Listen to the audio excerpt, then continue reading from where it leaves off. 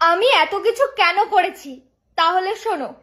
বুবাইয়ের সাথে আমার সত্যি একটু ঝামেলা চলছিল অনেকদিন ধরেই।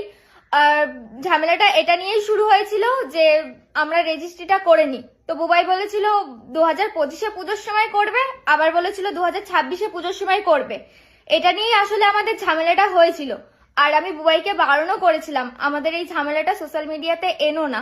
আমি হুট করে দেখলাম ওই যে ফার্স্ট ওর দরজা ভাঙার ভিডিওটা ও পোস্ট করে দিল। এটাই আসলে আমাদের ঝামেলাটা শুরু হয়েছিল। তারপরে আমি এই প্ল্যানিংটা করেছিলাম একটা ফেক বিয়ের ফটো পোস্ট করে ওর রিয়েকশনটা কি আসে, ও কি করে, ও কি সত্যি আমাকে ভালোবাসে নাকি ও অন্য কোনো মেয়েকে ধরে নেয় আমাকে ছেড়ে। আমি এটা বোঝার জন্যই ফেক বিয়ের ফটোটা আমি পোস্ট করেছিলাম। তো আমি ভেবেছি ও আমাকে একদমই ভালোবাসে না, তাই জন্যই আমি এইসব করেছি। আর এই যে এটা আমার ভাই, আমি আমার ভাইয়ের সাথেই প্ল্যানিংটা করে তারপরেই করেছি। আর তোমরা যে অনেকেই এআই দিয়ে অনেক কিছু অনেক রকম ছবি বানাচ্ছ, আসলে আমি এর সাথেই প্ল্যানিংটা করেছিলাম। আমি মুখটা কিন্তু ঢেকেও দিয়েছিলাম। আমি কিন্তু ছবিটা তো আমাকেই পাঠাতে পারতিস, তুই ছবিটা এটা ছেড়েছিস কেন?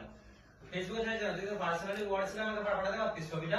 আমি তো সোশ্যাল মিডিয়াতে একদমই যেতে চাইনি। ফার্স্টে তুই দরজা ভাঙার ভিডিওটা করেছিলি। তোর যখন ভিডিও আর বিয়ের ছবি দুটো এক হলো। আমি তো ওই জন্য মুখটা ঢেকে দিয়েছিলাম।